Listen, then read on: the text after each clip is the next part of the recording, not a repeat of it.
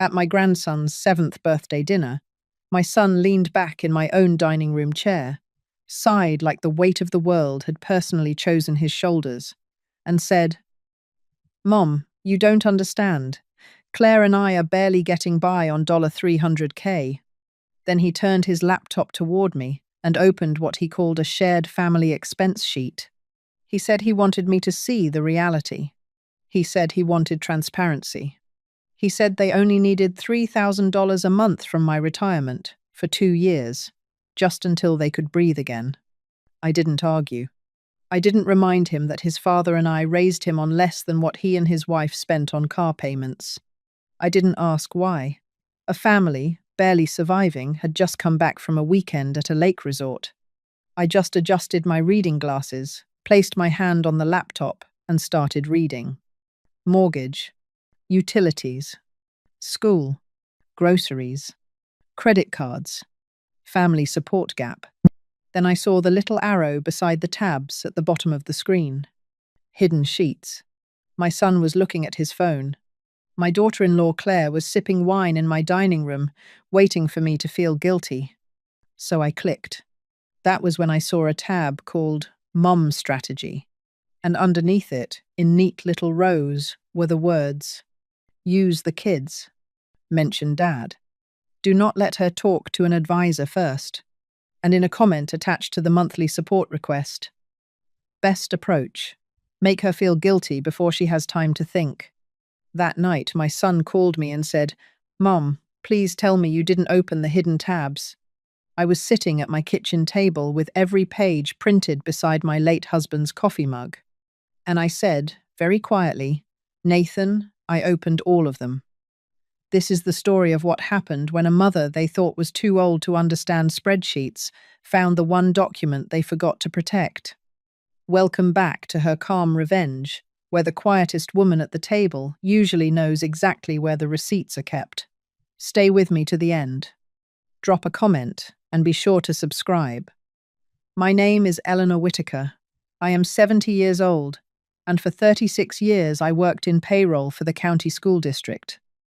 That means I spent most of my adult life making sure other people's numbers told the truth. Teachers called me when their stipends were missing. Bus drivers called me when overtime had not been entered. Cafeteria workers called me when someone downtown decided 15 minutes did not matter. I knew which forms people forgot, which signatures were missing, which columns were hiding mistakes, and which errors were not errors at all. I learned early that numbers do not lie.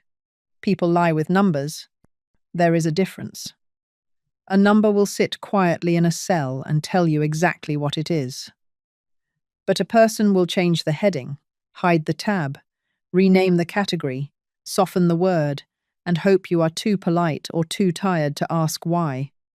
So when my son put a spreadsheet in front of me and said, "It's just math," something old woke up in me. Because I have heard that sentence before. I heard it from principals, trying to explain why a substitute teacher had not been paid for 3 days of work. I heard it from vendors who added the same fee twice and hoped nobody would notice. I heard it from men in clean shirts, who believed a woman with grey hair and sensible shoes could type numbers all day without understanding what they meant. It's just math. No, sweetheart. Math is honest. People are not always so brave. Before I tell you about that spreadsheet, I need to tell you about my son. Nathan is 42 years old. He is my only child. His father, Robert, and I had him late, after years of hoping, praying, losing, and pretending we were fine when we were not. When Nathan was born, Robert cried so hard the nurse finally laughed and said, "Sir, the baby is the one who is supposed to be upset."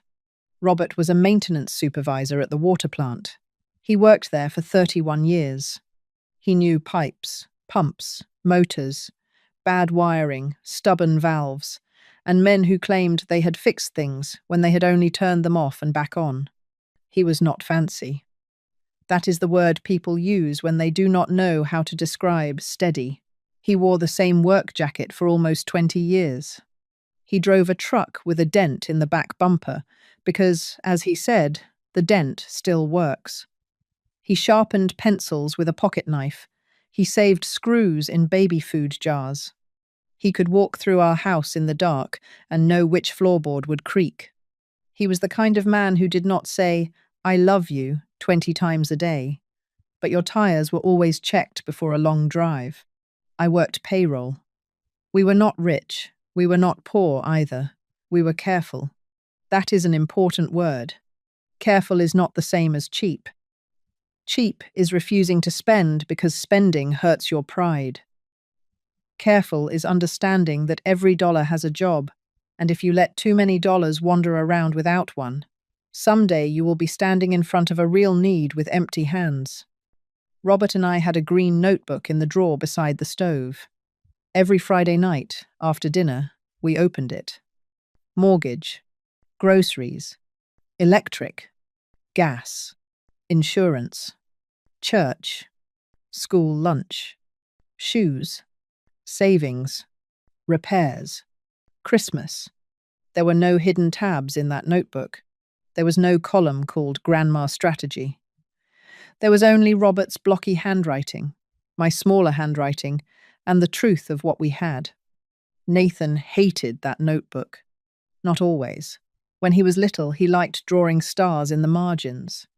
But once he reached middle school and noticed other children wearing sneakers with names on them, he began to hate the sound of that drawer opening.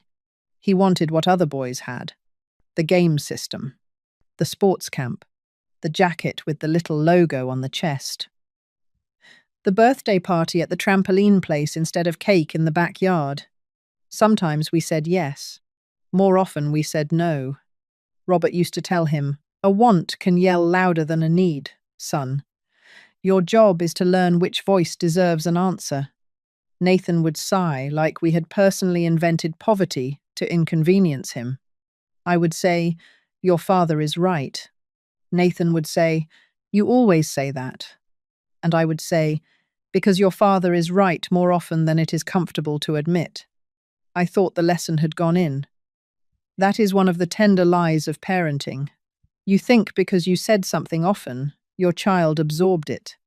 But children do not always keep the lesson you meant to give. Sometimes they only keep the memory of being told no. Nathan grew up kind. I want that said. He was not a cruel boy. He helped neighbors shovel snow. He cried when our old dog died. He called me from college every Sunday night, even when he had nothing to say. He loved his father. He loved me. But Nathan had one weakness that followed him, from boyhood into manhood. He hated disappointment. Not his own, other people's. If a teacher looked frustrated, he would agree even when he did not understand. If a friend wanted something, he would go along rather than risk being difficult. If a girlfriend cried, he would surrender before asking whether the tears were fair. Robert saw it early. "That boy would rather carry a piano uphill than tell someone no," he once said. I laughed then. It does not feel funny now. Because a man who cannot say no to others will eventually say yes with someone else's money. Nathan met Claire when he was 31. She was beautiful, polished, confident, and frighteningly organized. She had the sort of hair that seemed to have its own calendar.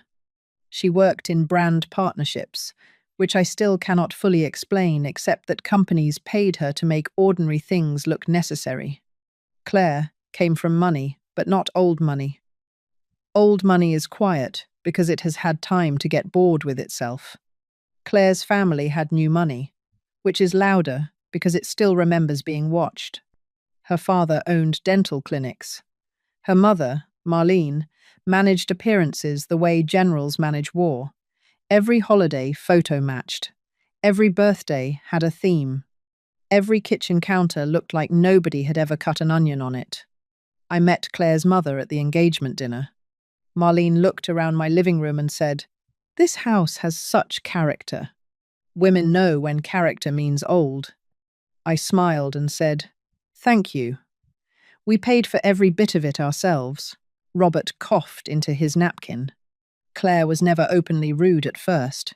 That is not how women like Claire operate. She was pleasant in a way that kept distance polished. When I gave her the recipe book I had handwritten for their first Christmas, she said, "That's so sentimental." When I brought over a casserole after she had Lily, she said, "We're trying to keep things clean and light right now." When I gave Caleb a handmade quilt for his crib, she said, "Oh, Eleanor, you really do love projects." Projects, not gifts, not love. Projects. I let those things pass. Women my age let many things pass, not because we miss them, but because we are trained to calculate the cost of naming them. And for years, the cost seemed too high. Nathan was happy, or happy enough. Claire ran their home like a magazine shoot. Lily and Caleb were beautiful children, bright and loved. Robert adored them. I adored them. If Claire wanted matching pajamas and white pumpkins and birthday balloon arches, that was her business. Then Robert died, and everything shifted. It was a Monday morning in October. He had been drinking coffee in his recliner with the newspaper folded across his lap. I was in the kitchen, rinsing a bowl. I heard the newspaper slide to the floor. That was all. No dramatic cry. No warning. Just paper on hardwood. By the time the ambulance came, my husband of 46 years was gone. There is no language for the first night in a house, after the person who made it home has left it. People brought food.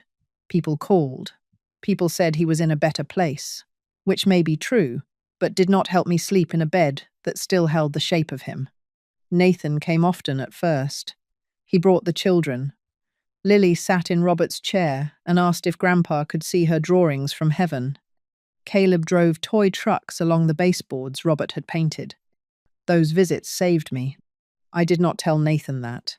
I should have. Maybe if I had said, "Your visits are enough," he would not have later confused my gratitude with availability. Or maybe he would have. We mothers are always looking for the one sentence that might have changed our children. Sometimes there was no sentence.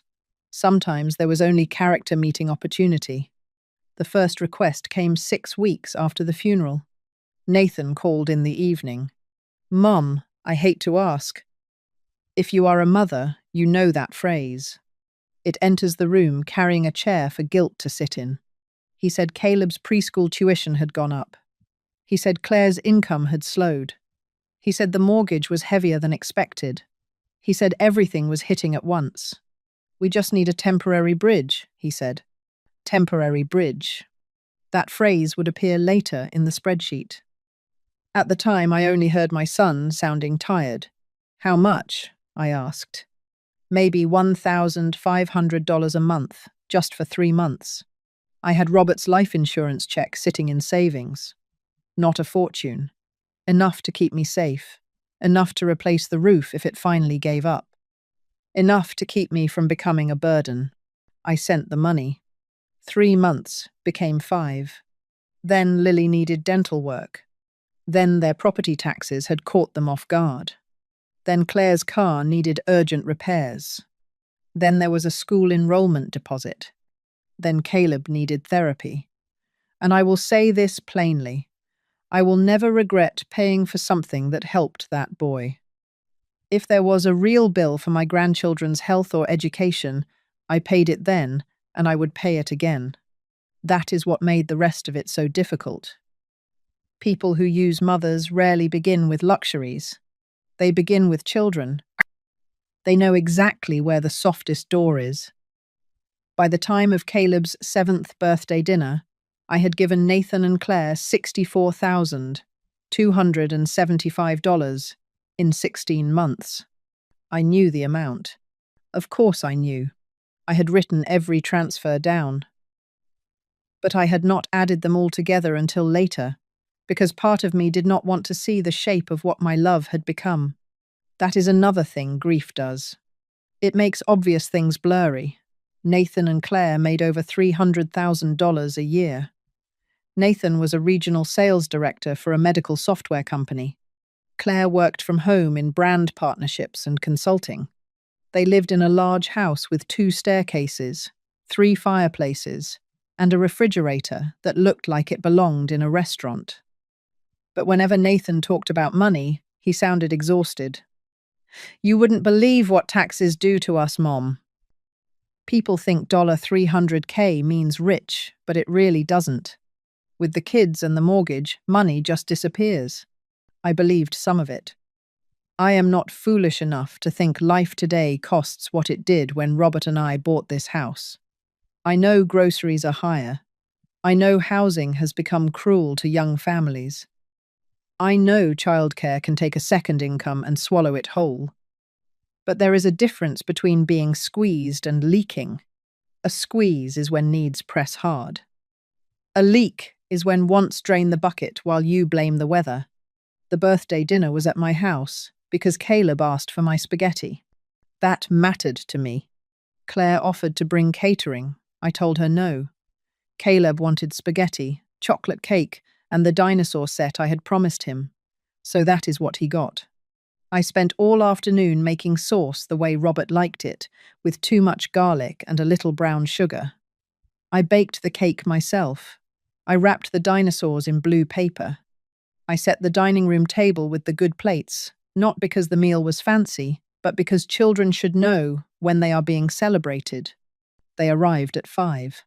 Caleb ran in first, wearing sneakers that lit up when he jumped. Lily came behind him, 10 years old, and already watching adults too carefully. Nathan carried a bottle of wine. Claire carried nothing, which was fine, except she looked around my kitchen and said, "You really did all this yourself?" As if spaghetti had required a building permit.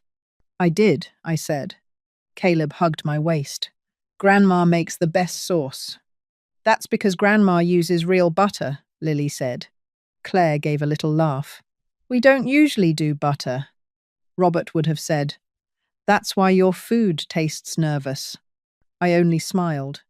Dinner was happy at first, truly happy.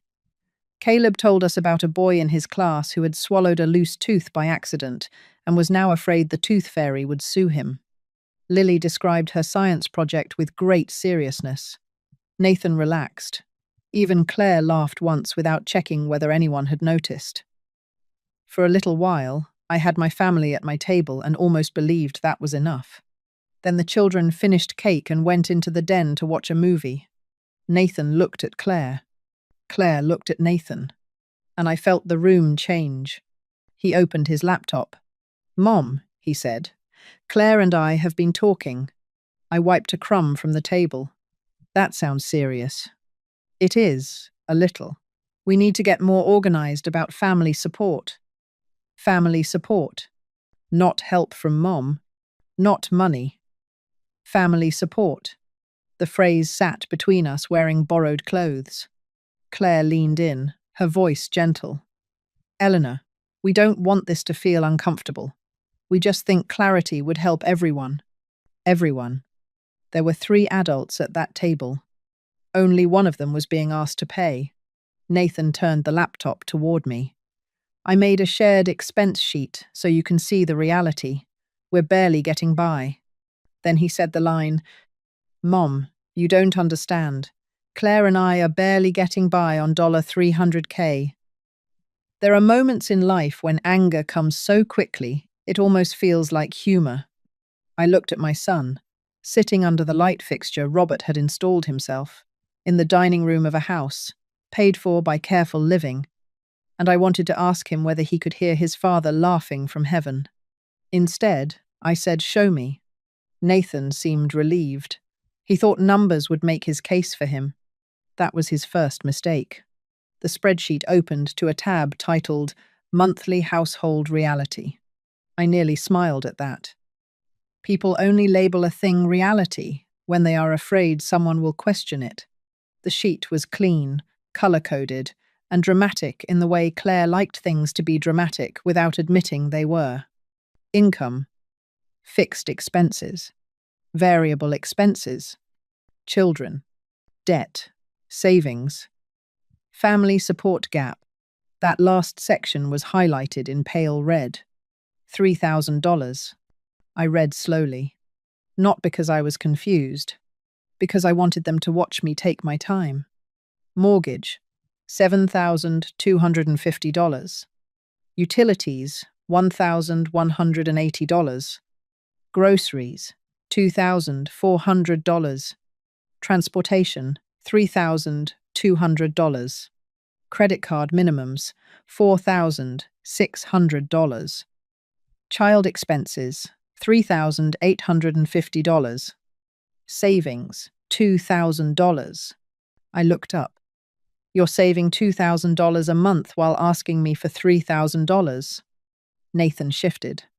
We can't stop saving completely, Mom. That would be irresponsible. I let that sentence sit. Irresponsible. Claire jumped in. Emergency funds are important, Eleanor. You know that. I do, I said. I knew it better than she did. I knew it because Robert and I had one, and they had been reaching into it for 16 months. Claire smiled softly.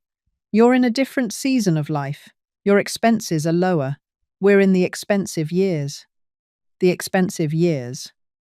As if old age came with free plumbing, free medicine, free roofs, and no fear of outliving your money. Nathan scrolled down. We're not asking forever. Just $3,000 a month for 2 years. That would stabilize us. 2 years. $72,000. More than Robert had made in some years of his life. I looked at the sheet again. You called this shared? Yes, Nathan said. Then I can look through it? Of course, Claire said quickly. Transparency is important. Transparency. Some words should be careful who they sit beside. I moved my fingers across the trackpad. My hands are slower now. Arthritis has made my knuckles stiff, especially in cold weather, but I can still work a laptop. I can still read formulas. I can still find the things someone hoped I would miss. At the bottom of the screen were 4 visible tabs. Monthly household reality, debt detail, kids, support proposal. But there was a small arrow near the sheet list. Anyone who has worked with shared documents knows that arrow. Hidden sheets. I waited. Nathan glanced at his phone. Claire took a sip of wine. Neither of them watched the screen. That told me everything. I clicked. 3 hidden tabs appeared. Discretionary actual. Equity options. Mom's strategy. The house seemed to narrow around me. Not loudly, quietly. The way a hallway feels smaller when you are walking toward bad news. I clicked discretionary actual. The truth opened in rows. Dining out, $3,875. Wine club, $640. Pilates studio, $420. Salon and spa, $690. Country club trial membership, $1,200. Nathan golf weekend, $2,900. Harbour Ridge Resort, $4,850. Designer furniture deposit, $6,300. Vacation deposit, Street Lucia, $8,000. Second car lease upgrade, $11,200 due at signing. I remembered the week of that car payment. Nathan had told me Lily's dental work had created a gap. I had moved money from my emergency savings. I scrolled further. There were notes. Can reduce dining temporarily if Mum agrees to bridge. Temporarily. Not stop. Reduce. If Mum agrees. I clicked Equity Options. At the top was a heading. Eleanor Assets Conservative Estimate. My house, $425,000 to $475,000. Savings after Dad life insurance, estimated $180,000. Monthly income, pension plus Social Security. Current expenses, low. Emotional attachment to house, high. Obstacle, may consult financial advisor. Best route, frame downsizing as safety, family closeness, and practical support. Potential contribution from sale, $250,000. I stared at that number. $250,000. Not a house. Not a home. Not the place where Nathan's height was marked inside the pantry door. Not the porch Robert painted every spring. Not the kitchen where I had made soup when Nathan had the flu, cupcakes for school, coffee for grieving neighbours, and toast for Robert the morning before he died. Potential contribution. I clicked the last hidden tab. Mum's strategy. And that is where confusion ended. There are moments in life when the heart stops asking, maybe I misunderstood. This was one of them. The sheet had columns. Phrase to use. Purpose. Timing. Risk. Notes. Use the kids. Mention Caleb therapy first. Say temporary bridge, not loan. Avoid lifestyle discussion. Dad would want the kids secure. She doesn't need much now. She is lonely and likes being needed. Ask in person. Harder for her to say no. Do not let her talk to an advisor first. Then the comment beside, the $3,000 request. Best approach, make her feel guilty before she has time to think. I sat in my dining room with the birthday candles still cooling in the trash, and I realized my son and daughter-in-law had not come to me with a problem. They had come with a strategy. Not to love me. Not to include me. To harvest me. Claire finally noticed my stillness. Everything okay? I closed the laptop. Gently. That small click sounded like a door locking. Nathan looked up. Mum? I placed both hands on top of the laptop. I need to think about it. His shoulders lowered. He thought that meant maybe. Claire's mouth tightened. She did not like delay. We do need an answer soon, she said. Some of these bills are time-sensitive. I looked at her. For 1 second, I saw something behind her polished face. Not guilt. Calculation. She was wondering how much I had seen. I said I need to think about it, I repeated. This time, I used the voice Nathan had not heard since he was 17 and had missed curfew by 2 hours. He sat back. All right, he said. The children came running in then, sticky and sleepy and innocent. Caleb climbed into my lap and pressed his chocolate mouth against my cheek. Grandma, next year, can we go to Disney? My arms tightened around him. Who told you that? Mom said maybe if money gets better, Claire said from across the room too quickly. Caleb, don't bother Grandma with that. Children do not know when they are carrying messages. That is why adults should be ashamed to hand them any. After they left, I stood in my kitchen for a long time. The plates were stacked by the sink. The leftover cake sat uncovered. One of Caleb's toy dinosaurs had been forgotten under the chair. I picked it up and held it in my palm. A small plastic creature with its mouth open, roaring at a world too large for it. I almost cried then, but I did not. Not yet. Instead, I opened my tablet. The shared sheet was still accessible. That was their second mistake. I printed everything. Visible tabs. Hidden tabs. Comments. Version history. Every edit. Every note. Every little sentence that proved this had not been a misunderstanding. I printed until the machine clicked and hummed like an old witness giving testimony. Claire had created Mom's Strategy 3 weeks earlier. Nathan had renamed Mom Help to Mom's Strategy. Nathan had added the line, Dad would want the kids secure. Claire had added, she is lonely and likes being needed. Nathan had edited the requested amount from $2,000 to $3,000. His note said, might as well cover full gap. Might as well. I printed that twice.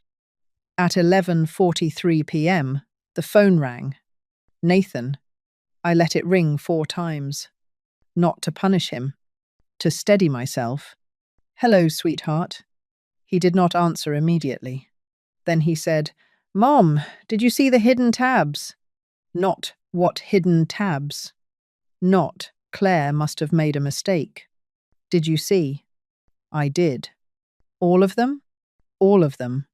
The line went quiet. I could hear him breathing. Then he said, "Mum, I'm sorry." I wanted those words to help. A mother always wants her child's apology to repair the wall. We hear the little boy inside the man. We remember scraped knees and broken windows and the way they once believed we could fix anything. But an apology that arrives before ownership is only a knock on the door. It is not yet a key. "What are you sorry for?" I asked. "The sheet, the wording, the hidden stuff." "The hidden stuff," I repeated. He swallowed.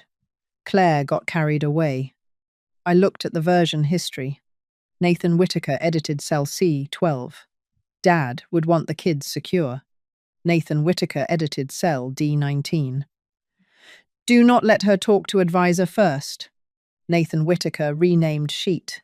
"Mom strategy." "Nathan," I said, "I have the version history." There was no sound for several seconds. Then he said, smaller, "I know. That was better. Not good. Better." "I didn't think of it as using you," he said.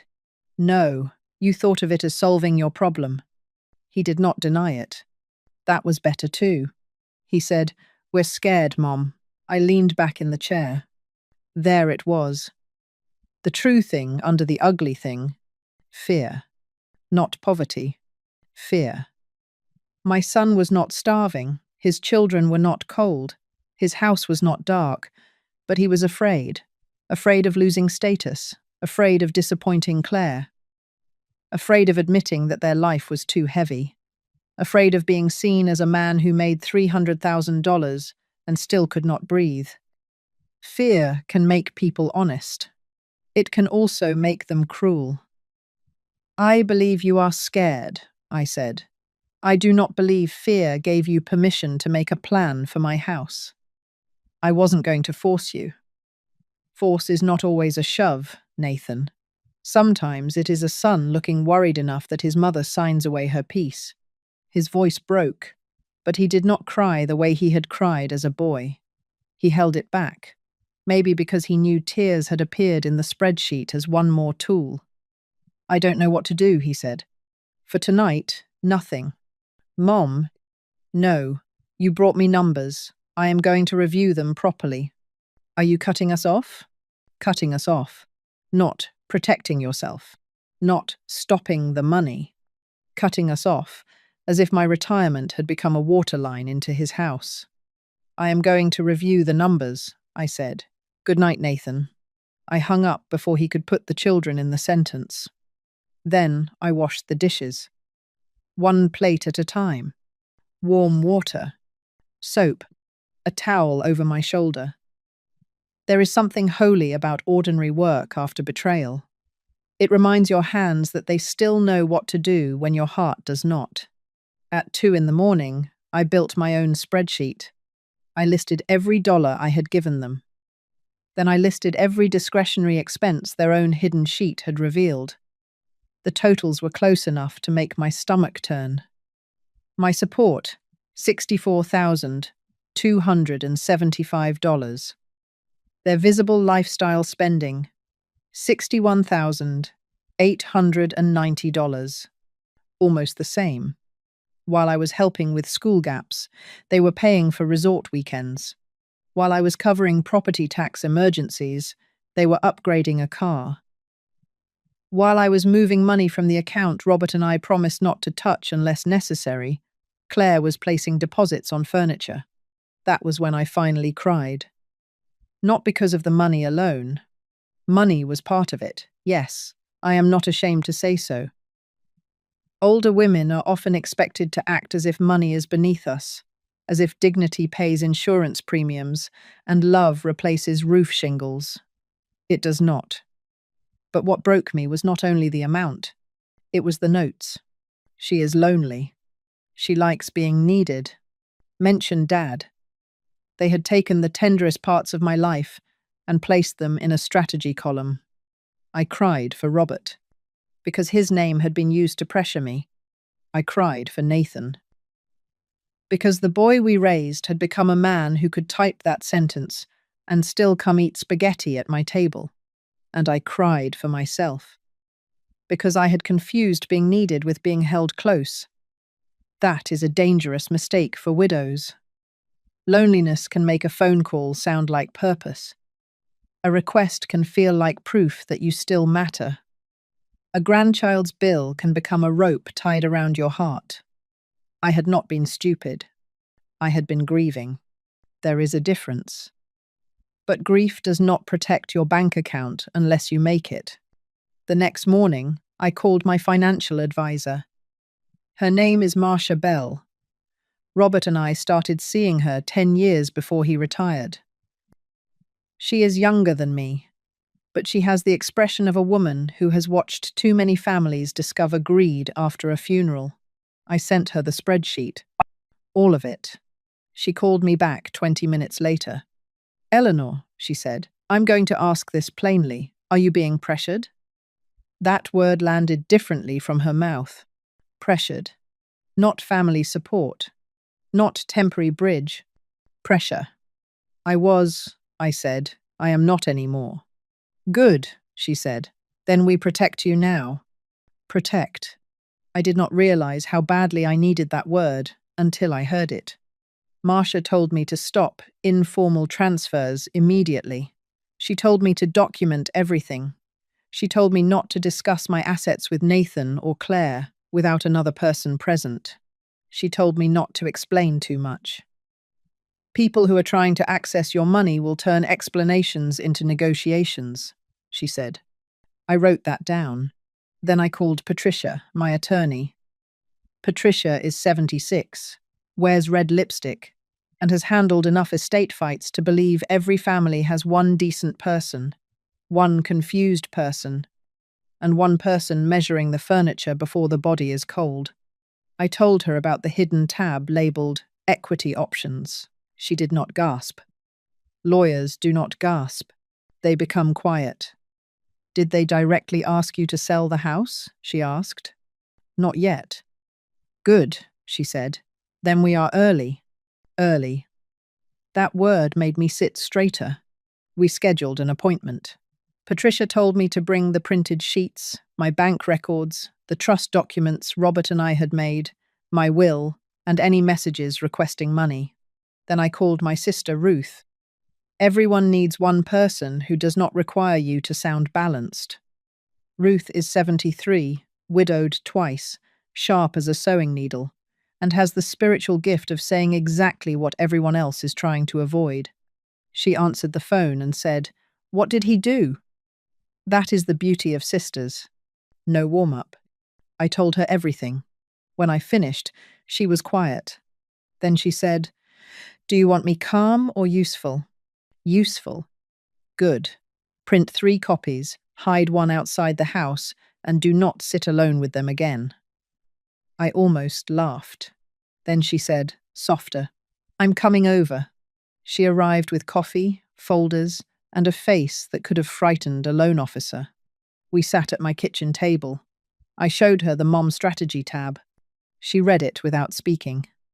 When she reached, "She is lonely and likes being needed," she removed her glasses. "Oh, Eleanor." That was all. Not advice. Not fury. Just my name, spoken like a hand reaching across the table. "I should have seen it sooner," I said. "No," Ruth said. "They should have been better. Remember that. When someone deceives you, the shame belongs first to the person who made honesty unsafe. That does not mean we learn nothing. It means we stop beating ourselves with the tools they used to rob us." By Sunday, I had a plan. Not revenge the way people usually mean revenge. I did not want to destroy my son. I did not want to humiliate my grandchildren. I did not even want Claire ruined, though I will admit, there was 1 hour on Thursday afternoon when imagining her mother reading the spreadsheet gave me a wicked little comfort. But wicked comfort is not wisdom. I wanted 3 things. The truth named, the children protected, and my home removed permanently from their financial imagination. So I invited Nathan and Claire to Sunday dinner. When I called, Nathan's voice was careful. Just us? You, Claire, and the children. A pause. And Ruth, I added. Why Aunt Ruth? Because I want another adult in the room. He understood then. This was not dinner. This was an accounting. Sunday came cold and clear. I made roast chicken, mashed potatoes, green beans, and apple crisp. Some people think making a good meal before a hard conversation is weakness. It is not. It is a way of saying, I will not let your behavior make me forget mine. They arrived at 5. Nathan looked tired in a new way. Not the dramatic tiredness of a man with an expensive mortgage. The smaller tiredness of someone who had seen himself clearly and did not like the view. Claire looked perfect. That told me she was ready for battle. Perfect hair, soft sweater, diamond studs, a camel coat she did not take off until I asked if she was cold. Her face had been arranged into injured dignity. I had seen that expression before. On school administrators whose payroll mistakes had become emails. Lily hugged me. Caleb ran to the den. Ruth arrived 10 minutes later and kissed the children loudly. We ate first. I insisted.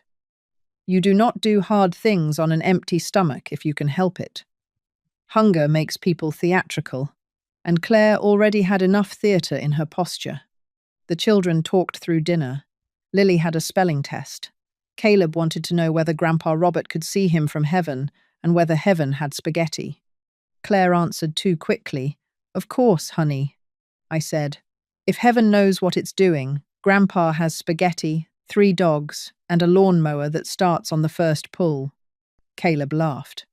Nathan looked down at his plate. After dessert, Ruth took the children into the den. Smoothly. No drama. Come on, she said. Aunt Ruth needs someone to explain these dinosaur names before I embarrass myself. When the children were gone, I brought out the folder. Claire's eyes went straight to it.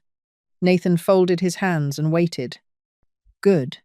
Waiting was a start. I placed the folder in the center of the table. I'm going to speak first, I said. Then both of you may speak. You will not interrupt me. You will not use the children to avoid the facts. You will not bring Robert's name into this unless you are prepared to honor the way he lived. Claire's eyebrows lifted. That feels a little hostile.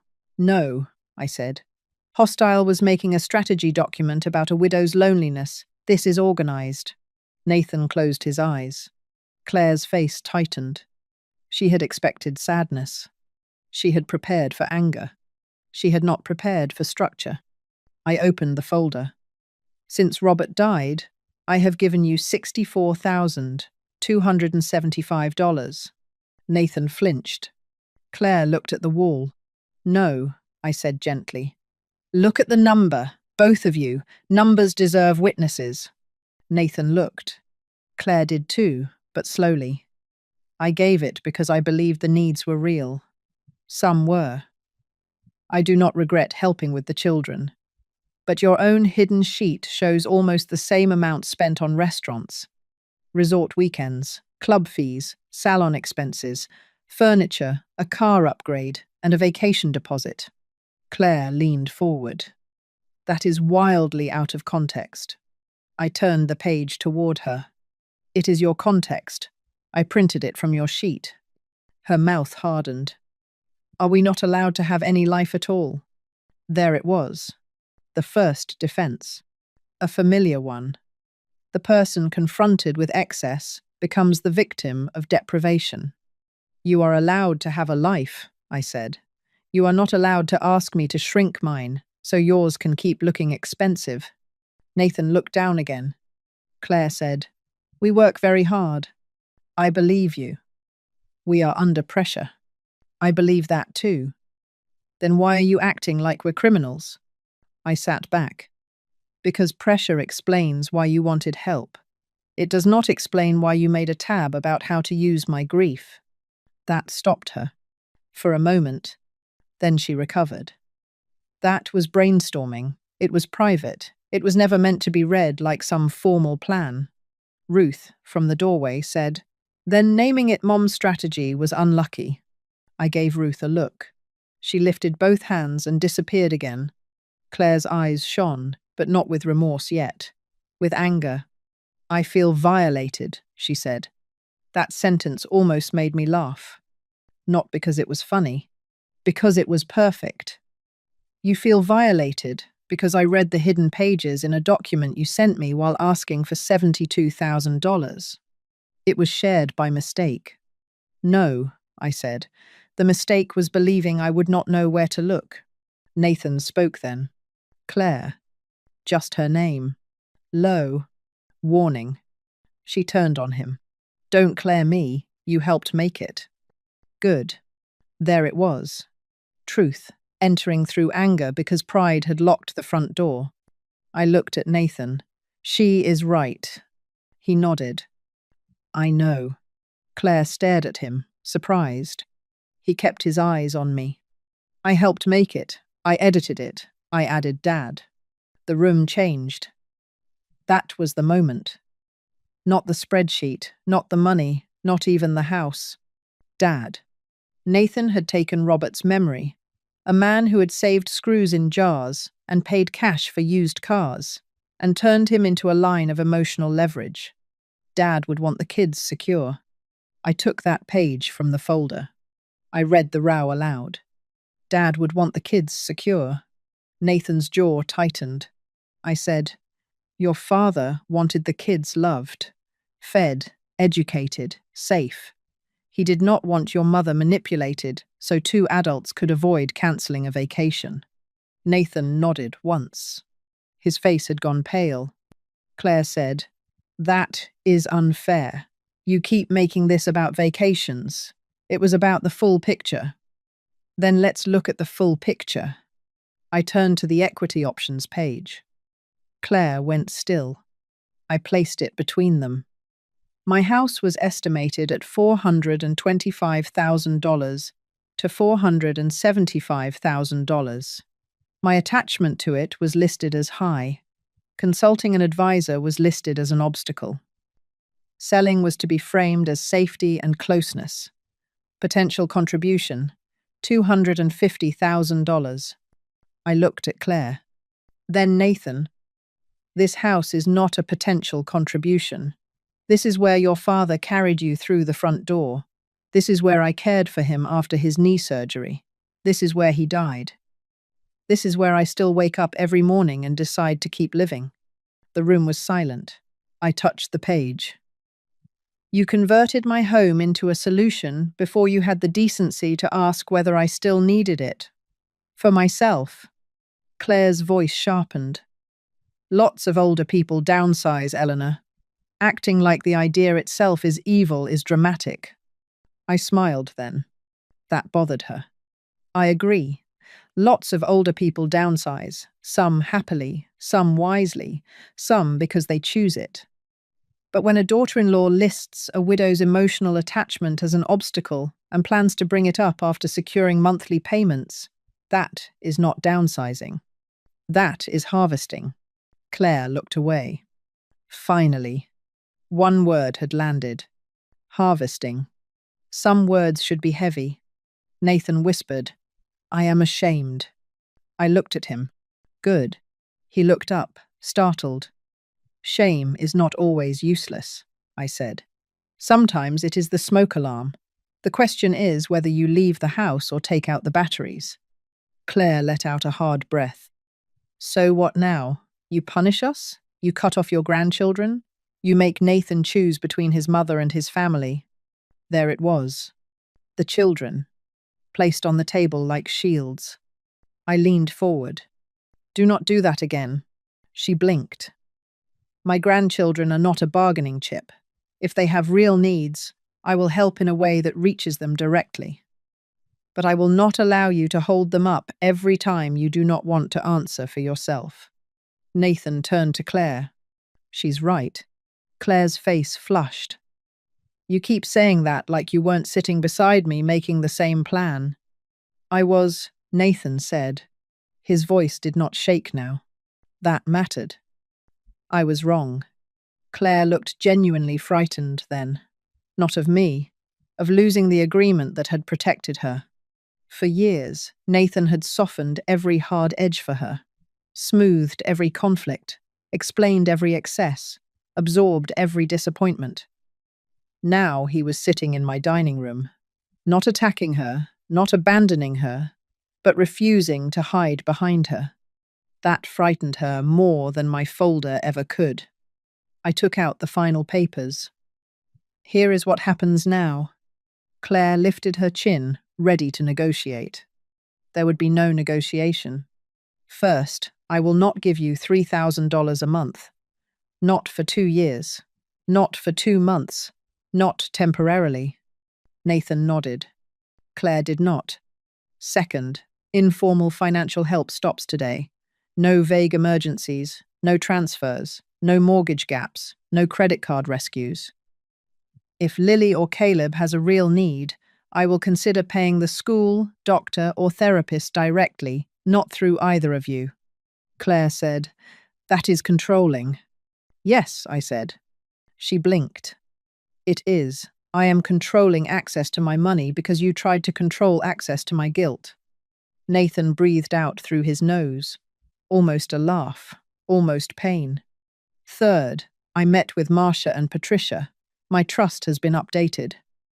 My house cannot be sold, borrowed against, transferred, or placed under anyone else's decision without protections.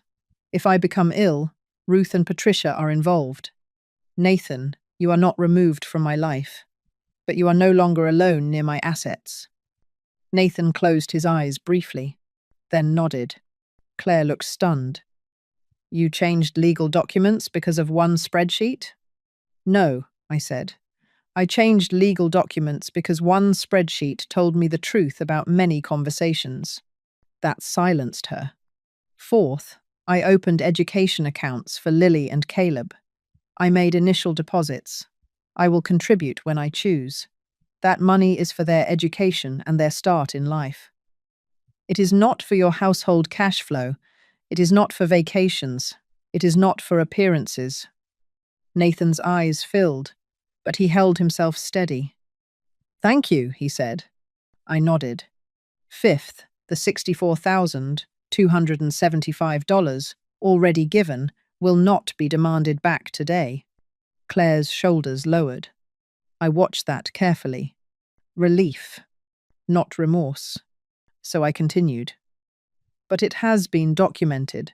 If either of you pressures me again, mentions selling my house, uses the children as messengers, or asks dishonestly, I will treat the full amount as an advance against any future inheritance and adjust my documents accordingly. Claire went pale. Nathan said, That's fair. Claire turned toward him. How can you say that? Because it is. She's humiliating us. No, Nathan said. She is naming what we did.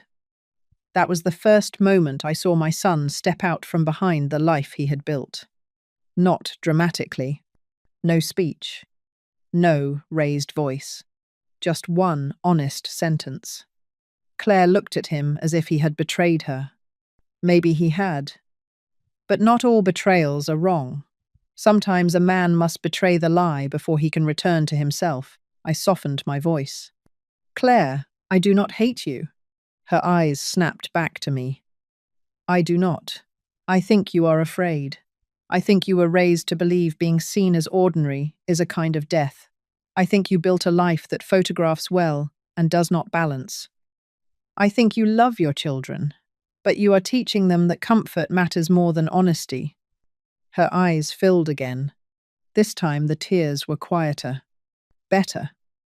I also think you looked at me and saw extra. Extra room, extra time, extra money, extra house, extra grandmother.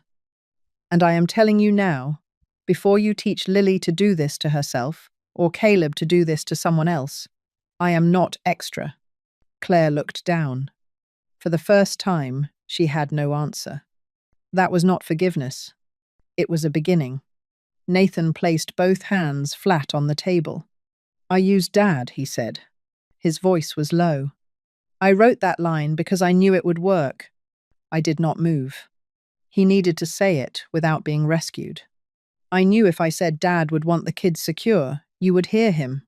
I knew that, and I used it. The room seemed to breathe around us. I felt Robert there then, not like a ghost, like memory with weight. The man who had sat at this table with the green notebook. The man who had taught Nathan wants and needs. The man whose name had been turned into a tool. My voice was not as steady when I answered. Yes, you did. Nathan's eyes were wet, but he did not collapse into tears. That was good. This was not a moment for him to become the child and force me back into mothering. This was a moment for him to remain a man. I am sorry, he said, not for getting caught, not for the wording, for becoming someone who could do that. That was the first apology I accepted. Not fully, but I let it enter the room. I believe you, I said. Now become someone else. He nodded. Claire whispered, What do you want from us? That was the first useful question she had asked all evening. I want you to build a budget that does not include me. I want you to tell your children no when the answer is no. I want the club cancelled before you ask anyone for help. I want the vacation cancelled before you say the word emergency. I want you to stop confusing embarrassment with danger. Claire flinched. Good. And I want both of you to remember this. Comfort purchased with someone else's security is not comfort. It is theft with good lighting.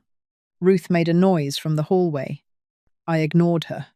Claire looked at me for a long time. Then she said, very softly, I don't know how to live like that. It was the most honest thing she had ever said to me. Not noble, not pretty, honest. I nodded. Then learn before your children believe the same thing. That ended the conversation. Not with hugs, not with music, not with everyone suddenly understanding. Real life rarely gives you clean endings at the table. Nathan and Claire left with the children around 8. Lily hugged me longer than usual. Are you and Dad okay? She whispered. I brushed her hair back. We had a serious talk. Was he in trouble? I glanced at Nathan by the door. He looked at his daughter and answered before I could. Yes, he said. I was, and Grandma helped me see it. That mattered. He did not say we were all just upset. He did not make fog. He gave his child a small, clean truth. Lily nodded, with the solemn wisdom of 10 years old. Caleb used permanent marker once, she said. That was serious too. Yes, I said. Some marks take longer to clean. After they left, Ruth and I sat at the table. The folder lay between us. She poured coffee. Well, she said, Robert would have liked the part about theft with good lighting. I laughed. A real laugh. Then I cried. Only then. Because I had held myself together long enough to protect myself. And now my body wanted to know if it was safe to shake. Ruth moved beside me and put her arm around my shoulders. Sisters know when not to speak. The next morning, I walked through my house, slowly. The hallway. The pantry door with Nathan's height marks. The living room where Robert had fallen asleep during football games. The kitchen where the green notebook used to sit. The back porch where he drank coffee in summer.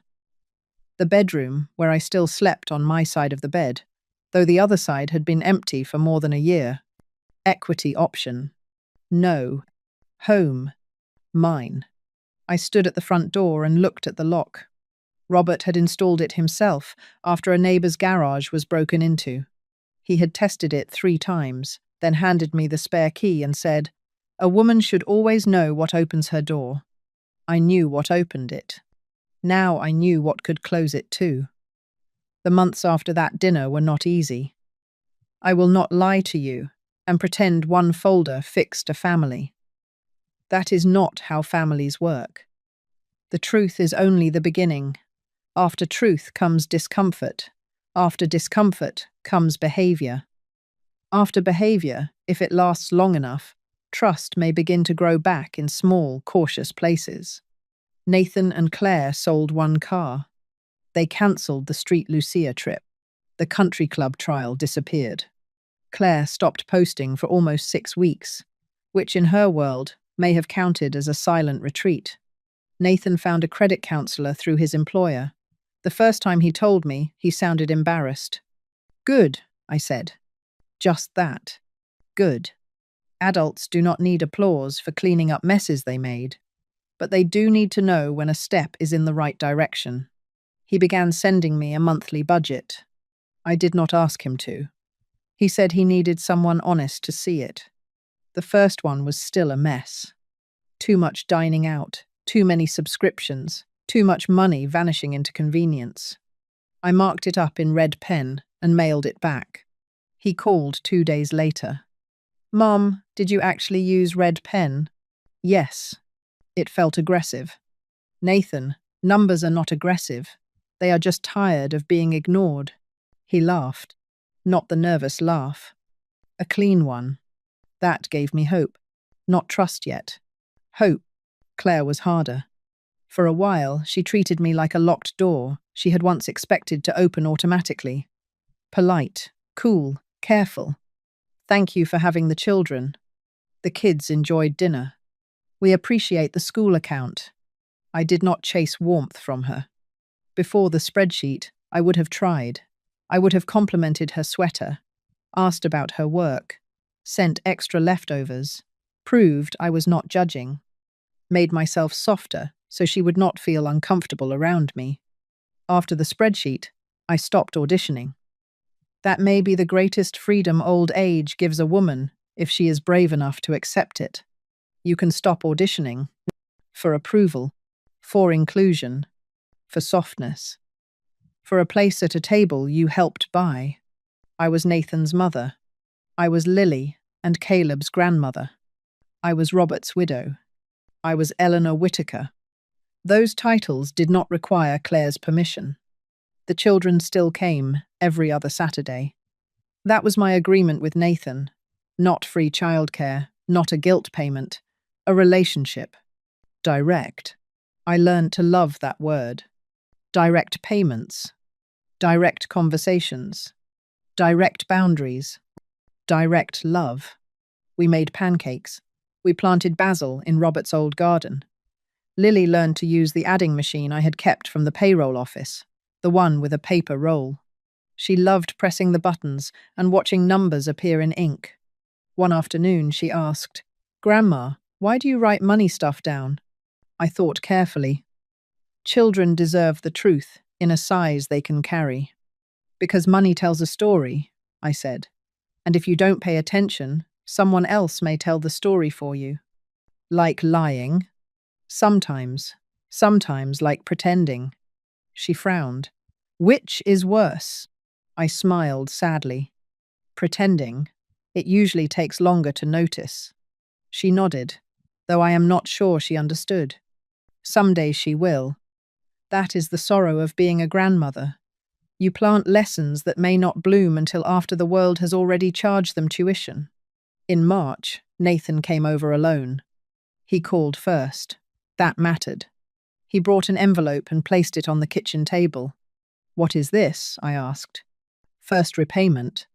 I did not touch it right away. Nathan, I told you I was not demanding repayment now. I know.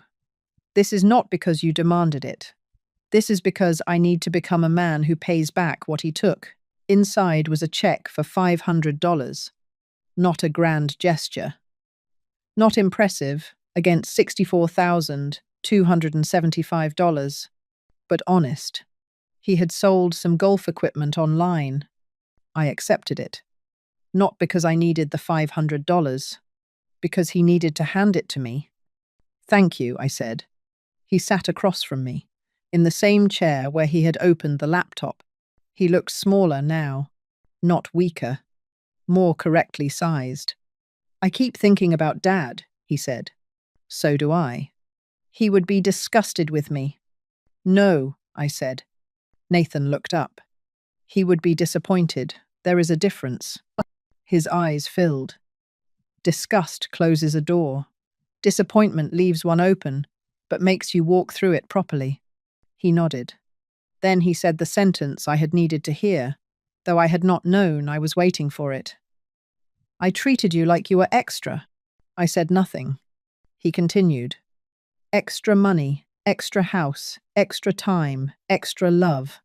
Like because Dad was gone and my life was bigger and louder, yours had become smaller and easier to take from."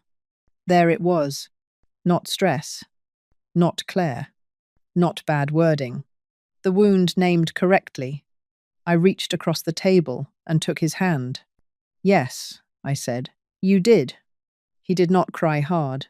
He did not make me comfort him.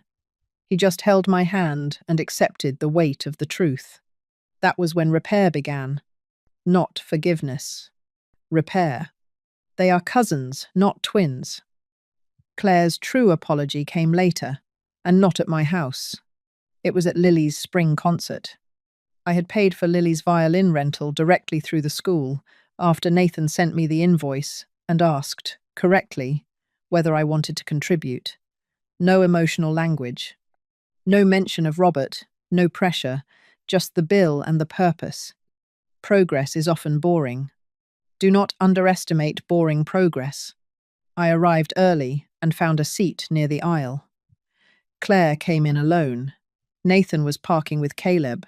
She saw me, hesitated, then sat beside me.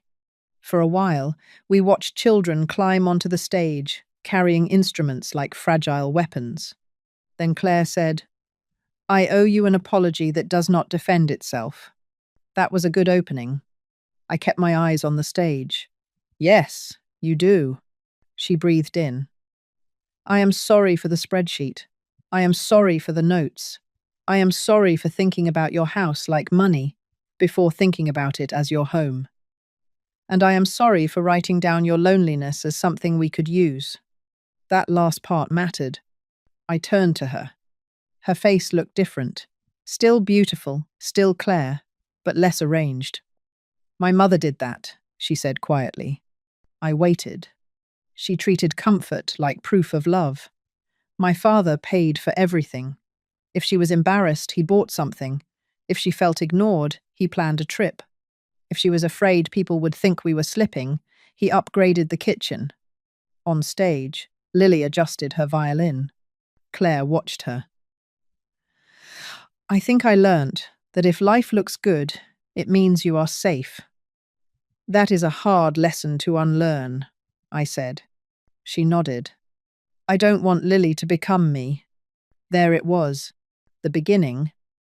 Not a perfect apology, not a movie moment, but a woman seeing the inheritance she had received and fearing she might pass it on. "That," I said, "is a good place to start." She wiped her eye quickly. Then she said, "I also cancelled the furniture order." I looked at her. That must have hurt. She gave a small, embarrassed laugh. "More than I want to admit." "Good," I said. She looked surprised. "Pain is not always harm," I said. "Sometimes it is just the feeling of a want being told no." For the first time in a long while, Claire smiled at me without performing. Small, real, allowed to count. A year has passed since the birthday dinner. I still live in my house. Let me say that again, for the people in the back of my own family who had started imagining my address as a future deposit. I still live in my house. The pantry marks are still there. Robert's shed still smells like sawdust and oil. His coffee mug is in the cabinet now, not beside the machine. I moved it one morning when I realized grief does not need a shrine to remain loyal. Sometimes I use it when I need courage. The green notebook is back in the drawer beside the stove. I use spreadsheets too, of course. I am not trying to become a museum exhibit. But the notebook has Robert's handwriting in the early pages, and sometimes I like seeing how he wrote mortgage with a little slant, like even the bills had somewhere to go. Nathan and Claire are not magically fixed. No one is. They still have too much house. They still struggle with wanting to look more secure than they feel. Claire still likes expensive things. Nathan still has to practice saying no before it comes naturally. But the second car is gone. The club is gone. The vacation was cancelled. The credit cards are being paid down. Nathan sends repayment when he can. Sometimes $500, sometimes $200. 1 month nothing, with a note that said, "Emergency fund first," like Dad would say. That one made me cry in the good way. The children's accounts grow slowly. I pay for Lily's violin directly. I pay Caleb's therapy provider directly when needed. I do not give money through guilt anymore. Directly. There is peace in that word. Claire and I are careful with each other. That is all right. Not every relationship needs to become warm to become honest. Some relationships improve simply by removing the lies and letting the silence be clean. On my birthday this year, Claire brought me flowers. Not roses from a delivery service. Grocery store tulips, still in the plastic. She looked almost embarrassed. "I know you like simple things," she said. I took them. Then I corrected her gently. "I like honest things." She nodded. "I'm learning the difference." I placed them in Robert's old water pitcher and set them on the table. They looked beautiful there. Not because they were simple, because nobody had pretended they were anything else. That evening, Nathan helped me take the trash bins to the curb.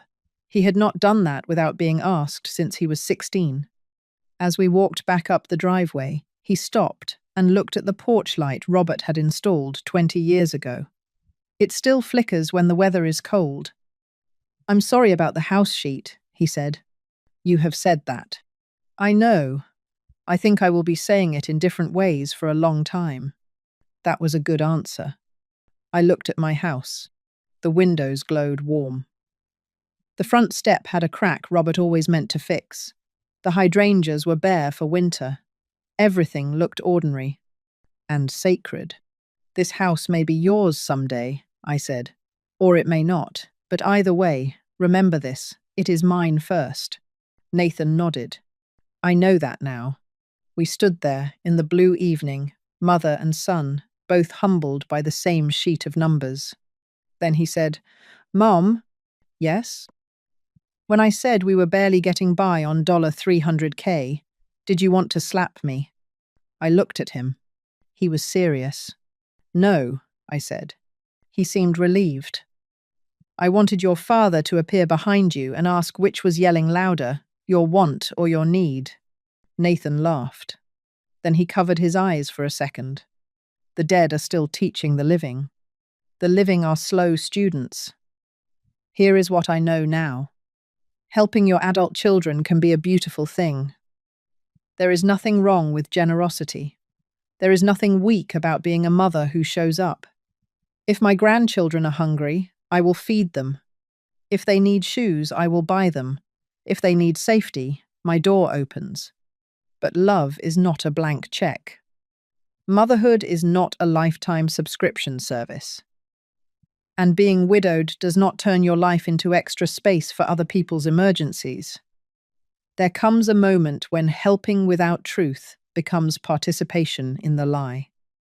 There comes a moment when silence teaches people that your peace is available for withdrawal. There comes a moment when you have to stop proving your love by making yourself smaller. I wish Nathan had come to me honestly. I wish he had said, "Mom, I am in trouble because I built a life I cannot afford." I wish Claire had learned earlier that being ordinary will not kill her. I wish Robert had been at that table to place one hand on the green notebook and ask our son whether he was answering a want or a need. But wishes do not balance books. Truth does. So if someone you love tells you they are barely getting by, listen. Then ask for the numbers. Not because you are cold, because clarity is kindness too. And if they send you a shared expense sheet, open every tab, especially the hidden ones.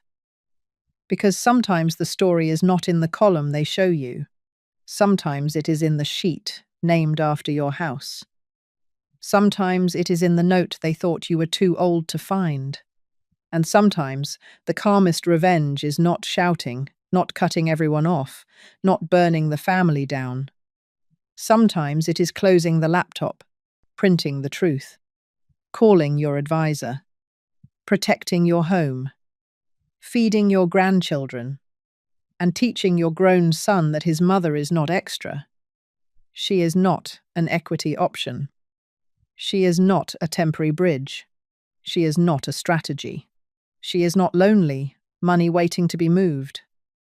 She is a woman who built a life dollar by dollar, loved harder than she should have, noticed more than they thought she could, and finally remembered that the house with her name on the deed also came with a door.